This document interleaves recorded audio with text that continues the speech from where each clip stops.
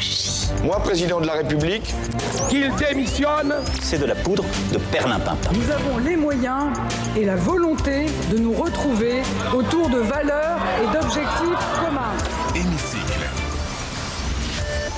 Hémicycle, la chronique politique de ce grand journal, une chronique signée tous les mercredis David Revaud-Dallon. Bonjour David. Bonjour Steve. Ravi de vous retrouver, vous êtes le rédacteur Également. en chef politique du journal du dimanche.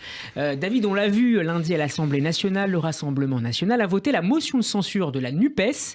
Mais Oui. à quel jeu joue l'extrême droite, David ? Eh bien, c'est la grande question de la semaine, Steve. L'extrême droite se serait-elle convertie au parlementarisme ? Cette affirmation, il y a quelques années encore, aurait pu paraître parfaitement incongrue, voire totalement saugrenue. On sait que la haine de la République et de son symbole le plus éclatant, c'est-à-dire la démocratie représentative, c'est-à-dire l'Assemblée, a toujours été constitutive de ce courant politique. Mais depuis le mois de juin dernier, l'élection de 89 députés du Rassemblement national aux législatives, elle semble battue en brèche, comme si l'extrême droite jouait désormais le jeu des institutions républicaines. Mais est-ce qu'on peut lui faire confiance, David, sur ce point ? Alors, un petit retour en arrière, un recours à l'histoire s'impose ici. L'extrême droite française est l'héritière de la droite légitimiste définie par l'historien et politologue René Raymond, celle qui s'est toujours inscrite dans la filiation contre-révolutionnaire, anti-républicaine.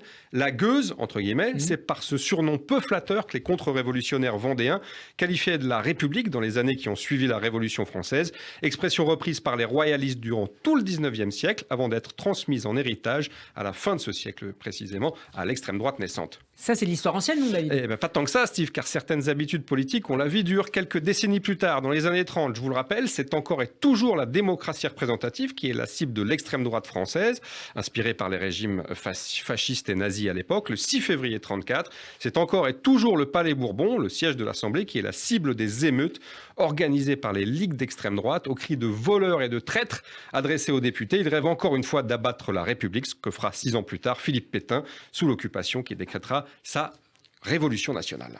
Autrement dit, la libération n'a pas permis d'en finir avec cette tradition politique ? Certes, après la libération, après les horreurs de la guerre et de la collaboration, les anti-républicains se tiennent quoi ? Mais pour quelques années seulement, c'est-à-dire pas pour longtemps. Dès 1956, 11 ans après la fin de la guerre, l'extrême droite fait son retour, et cette fois sur les bancs de l'Assemblée nationale. Pierre Poujade, à la tête de son mouvement antifasciste, antisémite et aussi, il faut le dire, anti-parlementaire, fait rentrer 52 députés au Palais Bourbon, dont un certain Steve ? Un certain Jean-Marie Le Pen. Un certain Jean-Marie Le Pen, absolument, vous suivez, c'est très bien. C'est la première entrée en force de l'extrême droite dans l'hémicycle, pas la dernière, 30 ans plus tard, en 86. Le même Jean-Marie Le Pen, à la faveur de la proportionnelle mise en place par Mitterrand, se hisse à la tête d'un groupe de 35 députés du Front National, parti fondé 15 ans plus tôt, je le rappelle, avec des nostalgiques de la collaboration, des anciens de l'OAS, des catholiques traditionalistes et quelques nationalistes révolutionnaires, c'est-à-dire en gros des néo-nazis. Ironie de l'histoire, ce groupe parlementaire dirigé par Le Pen s'appelle précisément le Rassemblement national. Mais Marine Le Pen n'a-t-elle pas mis fin, David, à ses usages ? Est-ce que l'élection de juin dernier n'a pas montré que le RN s'est enfin converti au parlementarisme ? C'est vrai que la stratégie brouillonne et radicale des Insoumis qui jouent le coup d'éclat et le coup de gueule permanent, et de l'autre côté, cette tactique en finesse, effectivement, de Marine Le Pen, par exemple, le fait que le Rassemblement national ait voté lundi la motion de censure de la gauche contre toute attente, tout ceci fait aujourd'hui passer le groupe RN comme un groupe d'opposition responsable. Mais je le rappelle, encore une fois, il y a les apparences et il y a la réalité.